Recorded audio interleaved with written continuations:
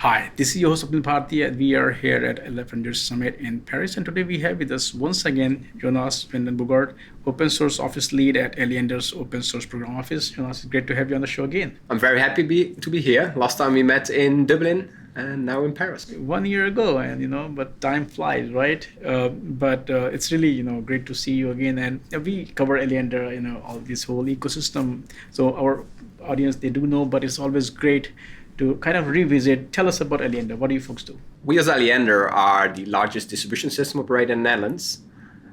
We are responsible for nearly 6 million customer connections, manage over 90,000 kilometers of electricity grid, over 40,000 kilometers of gas grid.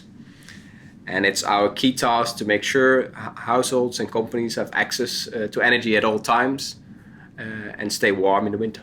We don't realize the role energy sector plays in our lives. We talk about cloud all the time. When the power goes down, it's cold or it's hot. We cannot even access internet, right? So this is the backbone of modern economy. We don't realize it, but I'm actually happy with this foundation also because we can talk about this thing we don't talk about. And in the last interview, we talked about the larger picture, larger scope. But let's just narrow down to DSOs like Aliander. Talk a bit about like we keep talking about the world is changing.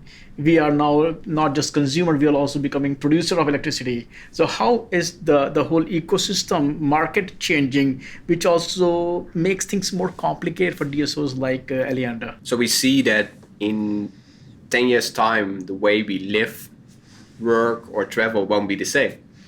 And this is necessary because fossil fuels have become more scarce and have a growing impact on the environment. Luckily, we see that everywhere around the world, new initiatives are emerging to conserve energy and make it more sustainable. You see that fossil fuel power stations are closing down in order to reduce CO2 emissions. And we see a strong increase in the number of solar energy, wind energy. But also the move from mobility to e-mobility. So there's a lot of things changing, which has an enormous impact on distribution system operators like Aliander. And to give you an example, in the Netherlands we have one of the most reliable electricity grids in the world. However, this grid is not designed for the rapid developments that are happening today. So it's literally going so fast that there's already some areas in our grid that we are getting to the limit of the grid. And we unfortunately have to say no to new business consumers or business consumers that want to expand their businesses and are in the need of more electric power.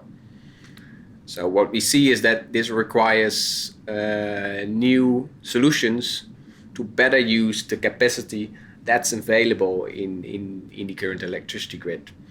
And here is where digitalization comes to play.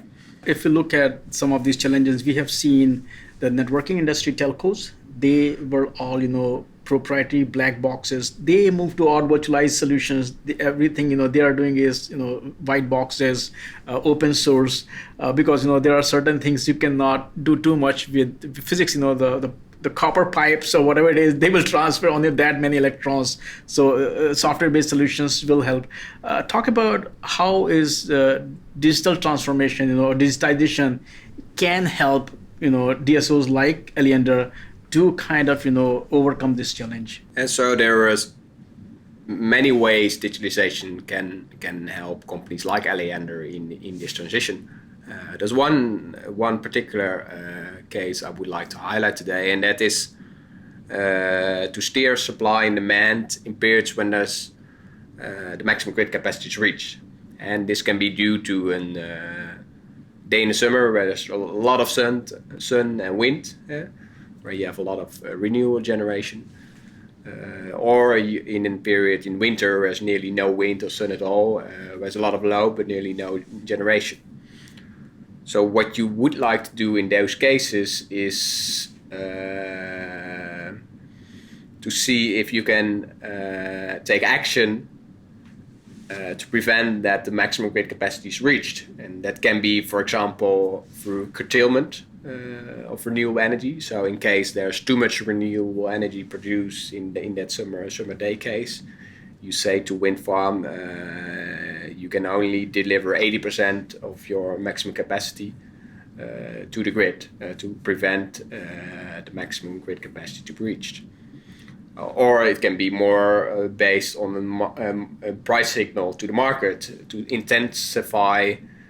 incentivize users to use more energy at moments there's a lot of it, for example on sunny and windy moments, and use less of it in periods when there's little to no solar or wind energy. Now let's talk about something which is like home turf for you, which is open source. When we talk about software, when you talk about digitization, it's all about software. And today's world, not every piece of code is open source, but more and more code is becoming open source. So talk about the importance of open source for companies like Alliander.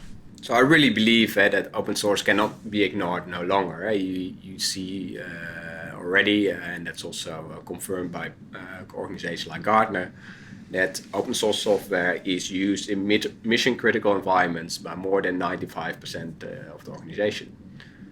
And you still also see that many new innovation in the cloud native or in the digital space are open source software.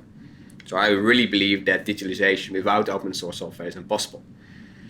In specific, what makes open source software for Aliander attractive is one, open source tends to lead to more stable software.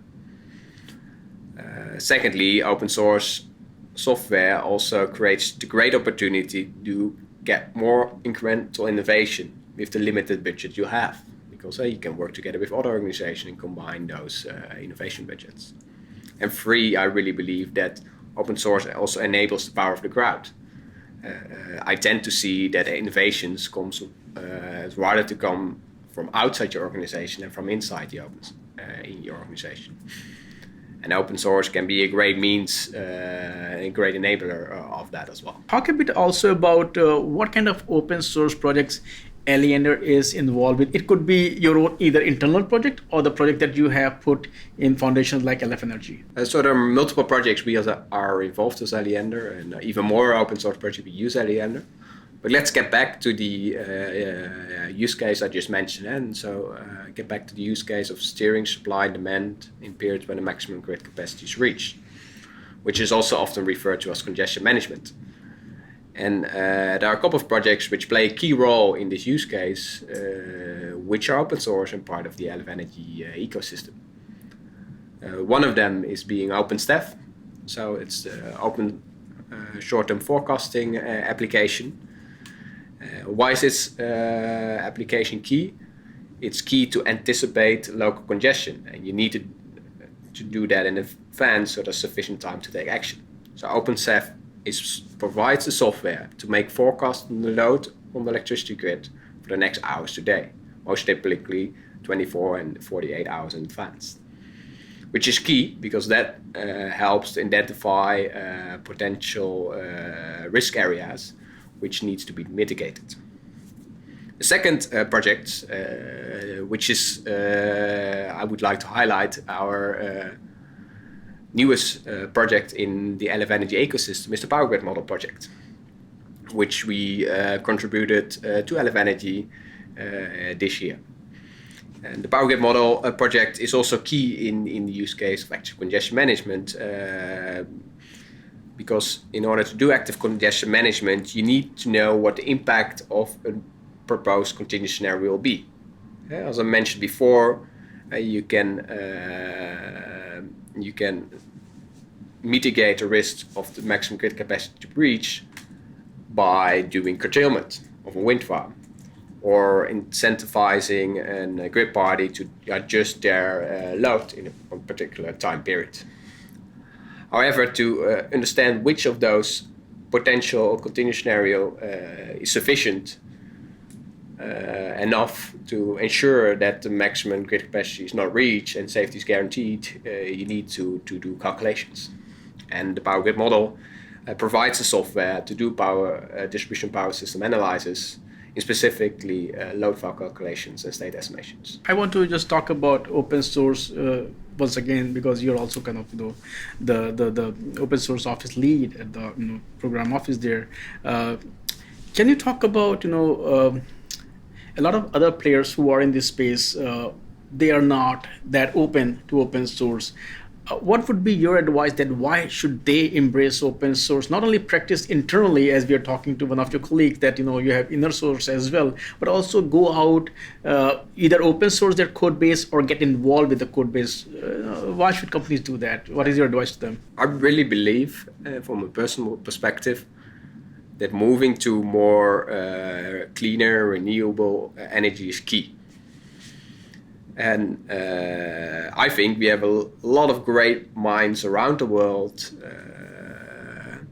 And I really believe that we can overcome the challenges to move to this more grid of the future.